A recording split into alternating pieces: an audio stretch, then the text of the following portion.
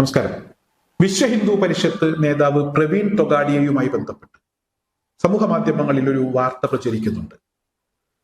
അതായത് ഹിന്ദുക്കളൊക്കെ ഇസ്രായേലിന്റെ പാത പിന്തുടരണം, 15 കോടി മുസ്ലിങ്ങളെ ഇല്ലാതാക്കാൻ, അവർക്കെതിരെ യുദ്ധം ചെയ്യാൻ 1 കോടി മാത്രമുള്ള ജൂതന് കഴിയുന്നുണ്ടെങ്കിൽ ജൂതനേക്കാൾ ധൈര്യശാലികളാണ് ഹിന്ദുക്കൾ, ജൂതനേക്കാൾ നല്ല രീതിയിൽ ഹിന്ദുക്കൾക്ക് അത് ചെയ്യാൻ കഴിയും, അതുകൊണ്ട് ജൂതന്റെ പാത പിന്തുടരുക എന്നുള്ള ഒരു ആഹ്വാനമാണ് ഇവിടെ പ്രവീൺ തൊഗാഡിയ നടത്തിയിരിക്കുന്നത്. അല്ലെങ്കിൽ അത്തരത്തിലാണ് ആ വാർത്ത പ്രചരിക്കുന്നത്. പ്രവീൺ തൊഗാഡിയ എന്നു പേരുള്ള ആ വിഷജന്തുവിന്റെ വായിൽ നിന്ന് ഇതിനേക്കാൾ മോശപ്പെട്ട പല പ്രയോഗങ്ങളും നേരത്തെ ഉണ്ടായിട്ടുണ്ട്. അതുകൊണ്ട് തന്നെ അയാൾ പറഞ്ഞതിനെ ഞാൻ മുഖവിലക്കെടുക്കുന്നില്ല. ഇവിടെ അയാൾ പറഞ്ഞതുമായി ബന്ധപ്പെട്ട് സമൂഹ മാധ്യമങ്ങളിൽ വാർത്ത പ്രചരിക്കുമ്പോൾ അതിനടിയിൽ പ്രത്യക്ഷപ്പെടുന്ന ചില പ്രതികരണങ്ങൾ, ആ പ്രതികരണങ്ങൾ നമ്മളെയൊക്കെ സന്തോഷിപ്പിക്കുന്ന പ്രതികരണങ്ങളുണ്ട്. അതായത് ഒരു മതേതര ചിന്താഗതിക്കാരായിട്ടുള്ള ആളുകളെ സന്തോഷിപ്പിക്കുന്ന പ്രതികരണങ്ങൾ.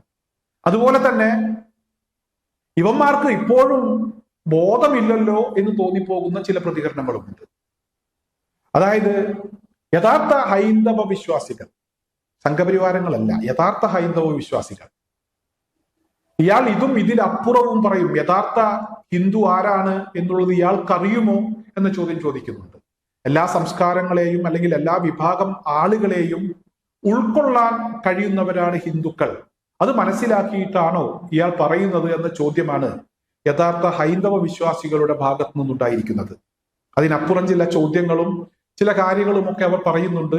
ഞാൻ അതിന്റെ വിശദാംശങ്ങളിലേക്ക് പോകുന്നില്ല. അതുപോലെ തന്നെ മുസ്ലിം മതവിഭാഗവുമായി ബന്ധപ്പെട്ട് ചില ആളുകളുടെ പ്രതികരണങ്ങൾ എന്നെ സന്തോഷിപ്പിച്ച ഒരു പ്രതികരണം എന്ന് പറയുന്നത്, ഇയാളെ പോലുള്ള ആളുകൾക്ക് മറുപടി പറയാൻ മുസ്ലിങ്ങൾ വരേണ്ടതില്ല, ഇയാൾക്കുള്ള മറുപടി ഈ രാജ്യത്തെ ഹൈന്ദവ സഹോദരങ്ങൾ തന്നെ കൊടുക്കും, അത് മുസ്ലിങ്ങൾ മറുപടി കൊടുക്കേണ്ട ഒരു സാഹചര്യം ഇപ്പോൾ ഇല്ല എന്നുള്ള ഒരു പ്രതികരണമാണ്. നല്ലൊരു പ്രതികരണമാണ്. അതോടൊപ്പം തന്നെ ഇവിടെ ഇവന്മാർക്ക് ഇപ്പോഴും ബോധം ഉദിച്ചിട്ടില്ലല്ലോ എന്ന് തോന്നിയത് സംഘപരിവാരങ്ങളുടെ ഈ പ്രവീൺ തൊഗാഡിയയെ അനുകൂലിക്കുന്ന വിഭാഗത്തിന്റെ പ്രതികരണങ്ങൾ ശ്രദ്ധയിൽപ്പെട്ടപ്പോഴാണ്. അവർ പറയുന്നത് പ്രവീൺ തൊഗാഡിയ പറഞ്ഞത് ശരിയാണ്, അത്തരത്തിൽ തന്നെയാണ് പ്രവർത്തിക്കേണ്ടത് എന്നാണ് ഇവർ പറയുന്നത്. അതിനൊരു കാരണം ഇവർ പറയുന്നുണ്ട്. 80% മുസ്ലിങ്ങൾ ഉള്ള രാജ്യത്ത് ഒരു ഹിന്ദുവിന് സ്വസ്ഥമായി ജീവിക്കാൻ കഴിയുമോ എന്ന ചോദ്യമാണ്, അല്ലെങ്കിൽ അത്തരത്തിലുള്ള പ്രതികരണങ്ങളാണ് ഇവർ രേഖപ്പെടുത്തിയിരിക്കുന്നത്. ഇവന്മാർ ഏത് ലോകത്താണ്, ഏത് കാലത്താണ് ജീവിക്കുന്നത് എന്ന് തോന്നിപ്പോവുകയാണ്. അതായത് ഗൾഫ് രാജ്യങ്ങളിൽ എത്രയോ ഈ ഹൈന്ദവ സഹോദരങ്ങൾ തൊഴിലെടുക്കുന്നുണ്ട്.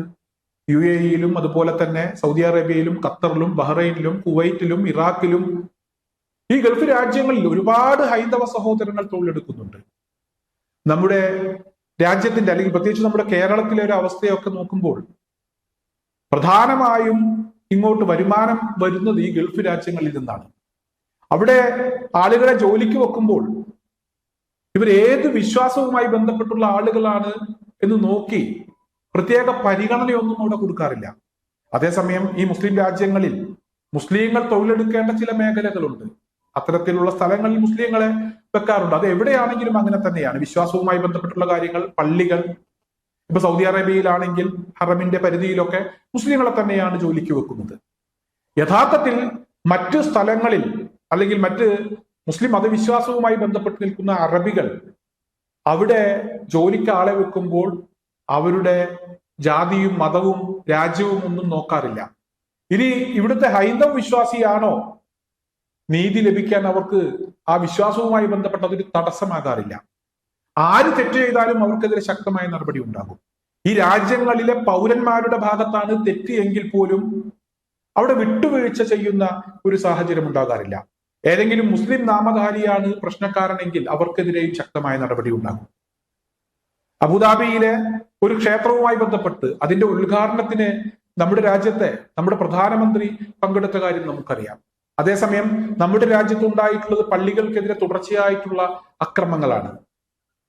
ഈ കഴിഞ്ഞ ദിവസം നരേന്ദ്രമോദി അയോധ്യയിലെ രാമക്ഷേത്രത്തിൽ ഒരു കൊടി ഉയർത്തുന്ന ഒരു ചടങ്ങൊക്കെ ഉണ്ടായി. ആ ചടങ്ങുമായി ബന്ധപ്പെട്ട് സമൂഹ മാധ്യമങ്ങളിൽ ഉണ്ടായിട്ടുള്ള പ്രതികരണങ്ങൾ, ഹൈന്ദവ വിശ്വാസവുമായി ബന്ധപ്പെട്ട് നിൽക്കുന്ന ആളുകളുടെ ഐഡികളിൽ നിന്ന് തന്നെ വന്നിട്ടുള്ള പ്രതികരണങ്ങൾ, ഇതൊക്കെ മോദിയും ആ പരിപാടിയിൽ പങ്കെടുത്ത മോഹൻ ഭഗവതും ഒക്കെ ഒന്ന് പരിശോധിക്കണം. അല്ലെങ്കിൽ കേരളത്തിലെ RSS BJP അനുകൂലികളായിട്ടുള്ള ആളുകളുണ്ട്, സംഘപരിവാർ സംഘടനകളുടെ ആളുകളുണ്ട്.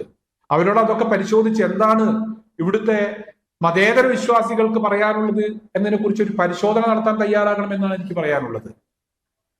എന്തായാലും ഇവിടെ മുസ്ലിം രാജ്യങ്ങളിൽ 80% മുസ്ലിങ്ങളുള്ള രാജ്യങ്ങളിൽ ഹിന്ദുക്കൾക്ക് സ്വസ്ഥമായി ജീവിക്കാൻ കഴിയുന്നില്ല എന്നാണ് സംഘപരിവാരങ്ങൾ പറയുന്നത്. അപൂർവം ചില സ്ഥലങ്ങളിലൊക്കെ ചില പ്രശ്നങ്ങൾ ഉണ്ടാകാറുണ്ട്. അത് എല്ലാ സ്ഥലങ്ങളിലുമുണ്ട്.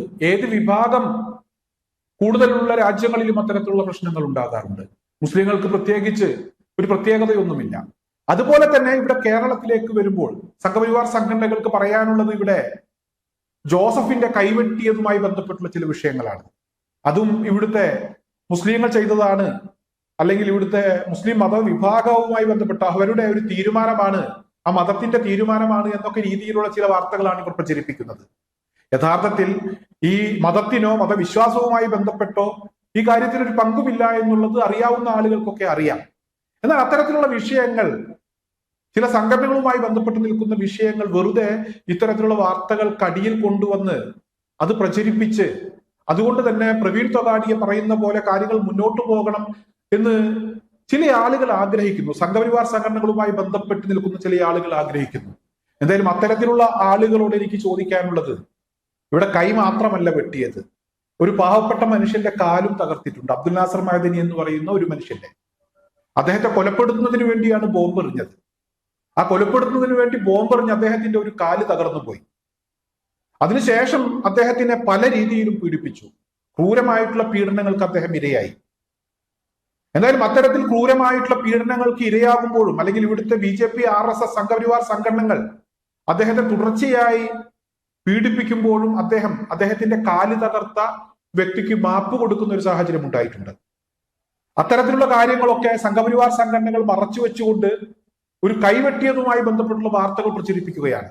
കൈവെട്ടിയത് ശരിയാണ് എന്നുള്ള അഭിപ്രായം ഒന്നും എനിക്കില്ല. എന്നാൽ ഈ കൈവെട്ടുമായി ബന്ധപ്പെട്ടുള്ള വിഷയങ്ങൾ തുടർച്ചയായി ഉന്നയിക്കുമ്പോൾ ഒരു പാവം മനുഷ്യന്റെ കാല് തകർത്ത കാര്യം കൂടെ സംഘപരിവാർ സംഘടനകൾ പറയാൻ ശ്രമിക്കണം, അതുകൂടെ ചർച്ച ചെയ്യാൻ ശ്രമിക്കണം എന്നാണ് ഈ സംഘപരിവാർ സംഘടനകളുമായി ബന്ധപ്പെട്ട് നിൽക്കുന്ന ആളുകളോട്, അല്ലെങ്കിൽ പ്രവീൺ തൊഗാഡിയെ അനുകൂലിക്കുന്ന ആളുകളോട് എനിക്ക് അഭ്യർത്ഥിക്കാനുള്ളത്.